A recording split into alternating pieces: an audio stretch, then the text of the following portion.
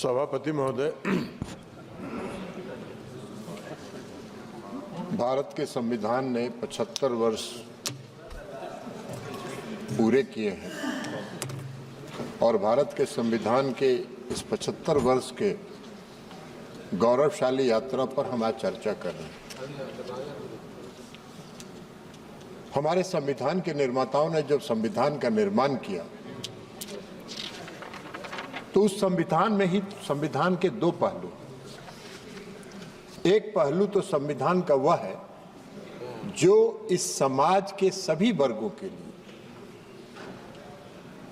सामाजिक और आर्थिक उन्नति का रास्ता प्रशस्त करता है, तो दूसरी तरफ समाज संविधान के साथ छेड़छाड़ करने वालों के लिए भी उसी में प्रावधान है कि उनको कहां जगह मिलेगी।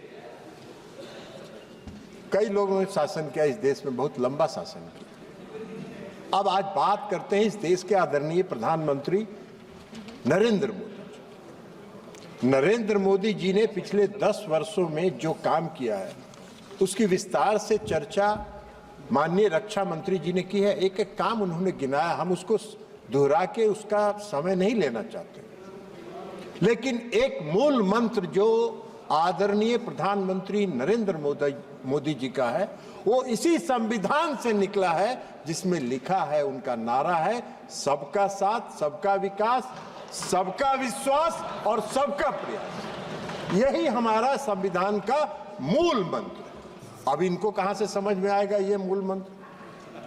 इतना लंबे समय तक इन्होंने किया और सैकड़ों बार उदाहरण है जब इन्होंने संविधान की धज्जियां उड़ाई, और आज यही कारण है कि संविधान ने उनको वहां बैठा दिया जहां 15 साल से टहल रहे हैं।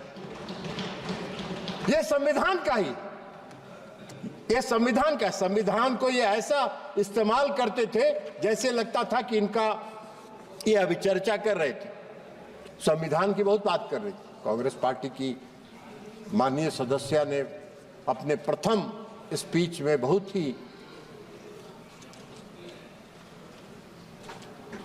चुटकुले के साथ और व्यंग्यात्मक टिप्पणियां इस सरकार पर आदरणीय प्रधानमंत्री नरेंद्र मोदी जी की।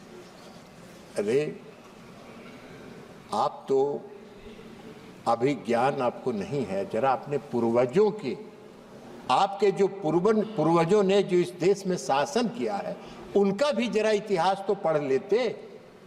100 चूहा, हम लोग के यहाँ कहावत है, सभापति महोदय आप भी जानते हैं, आपके यहाँ भी उत्तर प्रदेश में कहावत होगा, 100 चूहा खा के बिल्ली चली हज करने के लिए।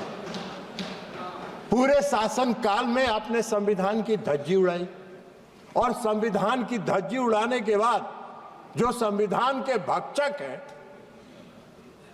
वो आज संविधान का कॉपी लेके घूम रहे हैं, जैसे लगता है कि कितने बड़े संविधान के रक्षक। संविधान के भक्षक संविधान के रक्षक नहीं हो सकते, और इसलिए आप आज वहां बैठे हैं। आपको संविधान की प्रति लेके घूमने का हक नहीं है, और जब आप संविधान की प्रति लेके घूमते हैं तो इस देश की जनता हंसती है। और आपको कम से कम महाराष्ट्र और हरियाणा के चुनाव से तो कम से कम अभियो सीख लेना चाहिए था। कुछ सुधर जाइए, कुछ सुधर जाइएगा तो आगे ठीक रहेगा।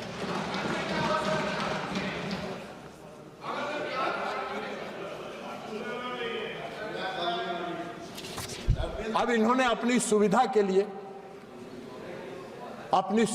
लिए इस देश में संविधान में धारा 356 का प्रावधान है। अब धारा 356 का जब प्रावधान है और जब संविधान का निर्माण हो रहा था उस समय डॉक्टर भीमराव अंबेडकर ने कहा था कि संविधान में अनुच्छेद 356 को संविधान के मित्र पत्र की संज्ञा उन्होंने दी। मित्र पत्र मतलब इसका इस्तेमाल विशेष परिस्थिति में ही किया जाना चाहिए। इन्होंने कैसे किया? इनका इतिहास है, इन्होंने किया। पंडित जवाहरलाल नेहरू जी ने 7 बार किया 356 धारा का इस्तेमाल। इंदिरा गांधी ने किया 51 बार, 51 टाइम्स धारा 356 का इस्तेमाल। राजीव गांधी जी के शासनकाल में 6 बार इसका इस्तेमाल हुआ। पीवी नरसिंह राव के समय में इसका 11 बार इस्तेमाल हुआ और डॉक्टर मनमोहन सिंह की सरकार में 12 बार हुआ। अब डॉक्टर मनमोहन सिंह जी की सरकार ने तो जो बिहार में किया था 2005 में, वो तो अभूतपूर्व है। ये संविधान की रक्षा की बात कर रहे थे, संविधान की बात कर रहे हैं। संविधान के डर से इन्होंने जो भी इस तरह के फैसले किए वो दिन के उजाले में नहीं किए, रात के अंधेरे में किए। बिहार में जब 2005 में सरकार बन रही थी, फरवरी के चुनाव के बाद, तो एक कैबिनेट मंत्री बहुत दबंग कहे जाते थे, वो चले गए प्रधानमंत्री जी के यहां 12 बजे रात को और उन्होंने कहा सरकार गिरा देंगे, नहीं तो विधानसभा को भंग करो। 4 बजे भोर में कैबिनेट की मीटिंग हुई, महामहिम राष्ट्रपति मॉस्को में थे, फैक्स पर भेज के उनसे दस्तखत करवा के मंगवाया गया और जब सूर्योदय हुआ तो बिहार में राष्ट्रपति शासन लग गया। अब यही तो काम है, यही तो काम किया इन्होंने, दिन के उजाले में नहीं किया। इमरजेंसी भी जब लगाया इन्होंने इस देश में, तो 12 बजे रात में सभी कैबिनेट मंत्रियों को बुलाकर दस्तखत कराया गया और सुबह इमरजेंसी की घोषणा कर दी गई। संविधान की बात कर रहे हैं, संविधान की रक्षा की बात करते हैं।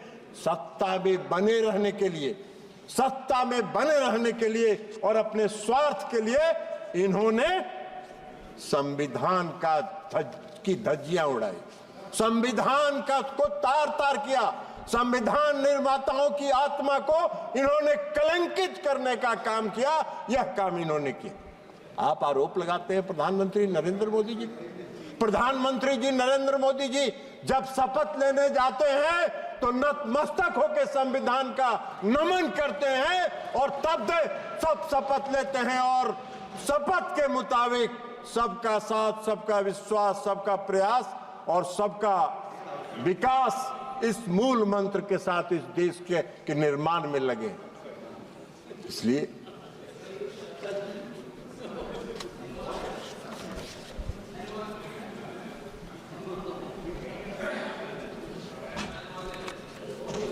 सभापति महोदय, कांग्रेस के लोग हैं कहां पे? कांग्रेस के लोग चले गए। वो संविधान से उनको कोई मतलब नहीं है, उनको कोई संविधान से लेना देना नहीं है। आप चेयर को एड्रेस करिए, आप इधर एड्रेस कर, भूल जाइए। महोदय, जब 1975 में इमरजेंसी लगा तो हम सब लोग जेल में थे और कई प्रताड़नाएं हुई। अचानक लग गया इमरजेंसी और अचानक इमरजेंसी लगा क्यों भाई?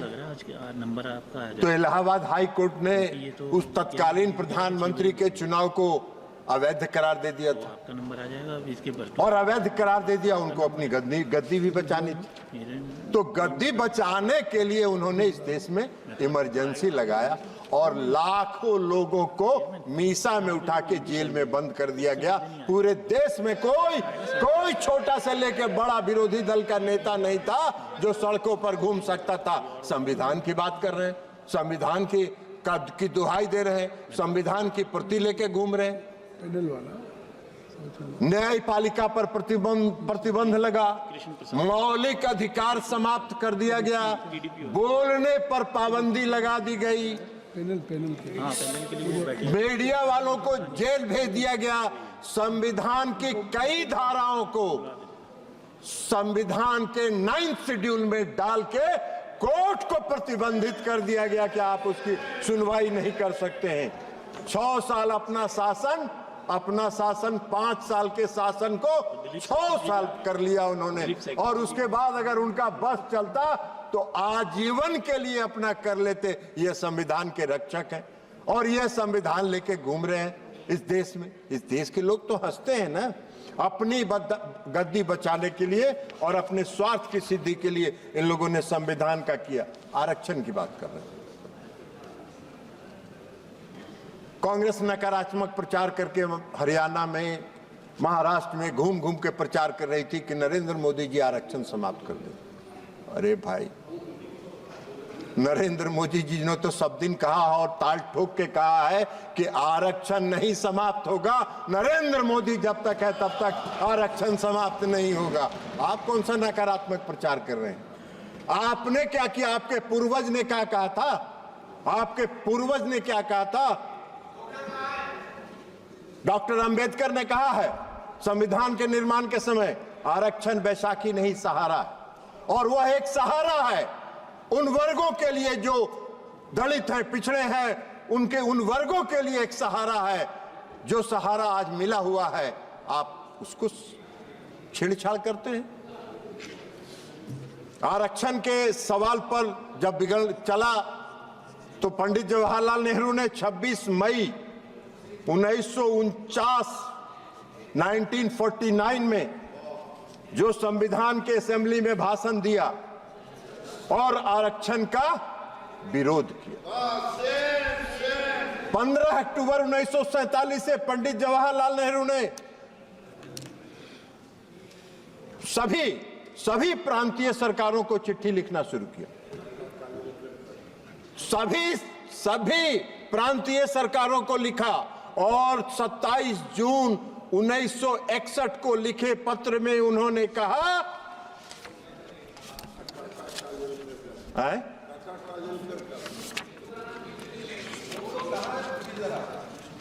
वो सब घसक गए, उनको संविधान से कोई मतलब है ही नहीं ना।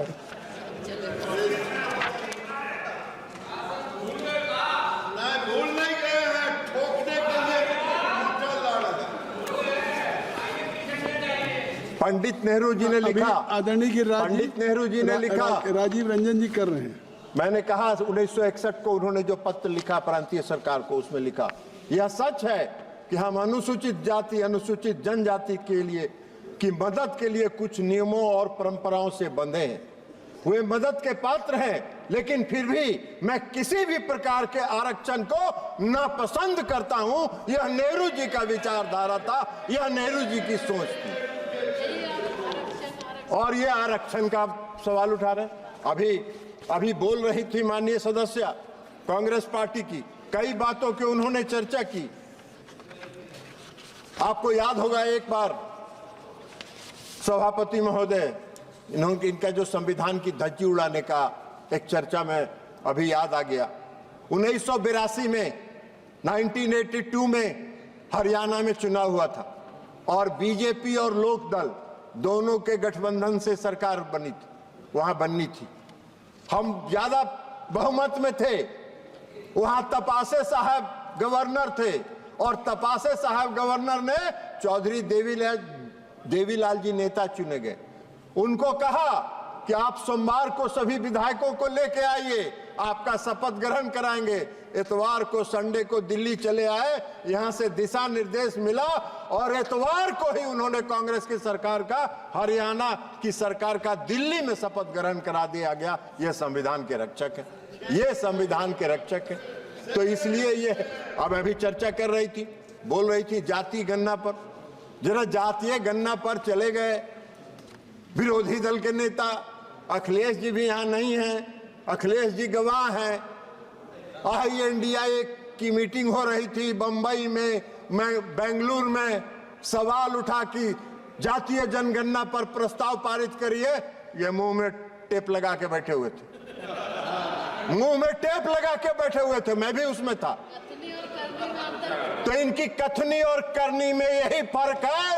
ये अपने राजनीतिक इस्तेमाल के लिए नारा और अपने फायदे के लिए नारा के रूप में इस्तेमाल करते हैं। उनको कभी खुलासा करना चाहिए। हम चुनौती देते हैं। यह प्रस्ताव आया, मुंह में पट्टी बांध के, मुंह में टेप लगा के क्यों खड़े थे, यह आपको बताना चाहिए, यह आपको बताना चाहिए। आप कह रही थी माननीय सदस्य, साहस संविधान ने दिया है। अरे संविधान में तो साहस दिया ही है, और संविधान ने अगर साहस नहीं दिया होता तो हम लोग इमरजेंसी में इतना झेलते कैसे? आपकी प्रताड़ना को हम लोगों ने झेला, तो यह संविधान ने ही ना हमको साहस दिया था। और उस संविधान में हम लोगों ने झेला तो ये संविधान ने दिया है, लेकिन आपने कभी झेला नहीं है। आप समझती हैं कि सोना का चम्मच लेके हम लोग पैदा हुए हैं इस देश में शासन करने के लिए। देश की जनता ने कहा कि आप विपक्ष में बैठने के लायक हो, वहीं बैठते रहो, वहीं आनंद करते रहो। मोदी जी तीसरी बार आए हैं, चौथी बार आएंगे, आपका नामो निशान कुछ दिन में समाप्त हो जाएगा। अभी हुआ है ना, अभी हरियाणा में, महाराष्ट्र में और जम्मू एंड कश्मीर में क्या आपका असर हुआ? कांग्रेस पार्टी का क्या असर हुआ? कांग्रेस पार्टी जम्मू एंड कश्मीर में समाप्ति की ओर है। कुछ पीडीपी का 6 सीटें मिली है और महाराष्ट्र में तो आप ही सबसे नीचे हैं। तो आपका ये हस्र हो रहा है, तो आपका हस्र आगे भी यह होता रहेगा, लेकिन अभी भी सुधर जाइए और संविधान का प्रति लेके मत घूमिए। कम से कम आप आदरणीय प्रधानमंत्री नरेंद्र मोदी जी ने इस देश के गरीबों के लिए, अति पिछड़ों के लिए जो काम किया है, इस देश के गरीबों के लिए, उसका सकारात्मक प्रचार करिए और उसकी प्रशंसा करिए, तभी आपको कुछ कल्याण होगा, अन्यथा आपका कुछ होने वाला नहीं है। इसलिए संविधान के इस 75 वर्ष की यात्रा पर जो कांग्रेस पार्टी है, उनको हक नहीं है, उनको कोई अधिकार नहीं है इस संविधान की प्रति को लेकर घूमना, इस संविधान की बात करना। संविधान के रक्षक इस देश के प्रधानमंत्री आदरणीय नरेंद्र मोदी जी हैं, और जब तक नरेंद्र मोदी जी हैं, संविधान के साथ कोई छेड़छाड़ नहीं कर सकता है। संविधान में दिए गए प्रावधानों के साथ कोई छेड़छाड़ नहीं कर सकता है। आप लाख दिग्भ्रमित करते रहे, इस देश की जनता दिग्भ्रमित नहीं होने वाली है। नरेंद्र मोदी जी के नेतृत्व पर विश्वास करती है, भरोसा करती है, और इसलिए गांव-गांव में यह चर्चा होता है, यह मोदी की गारंटी है, मोदी की गारंटी है, और मोदी की गारंटी है संविधान की रक्षा करना, और संविधान की रक्षा हो रही है। बहुत बहुत धन्यवाद। धन्यवाद राजीव रंजन जी।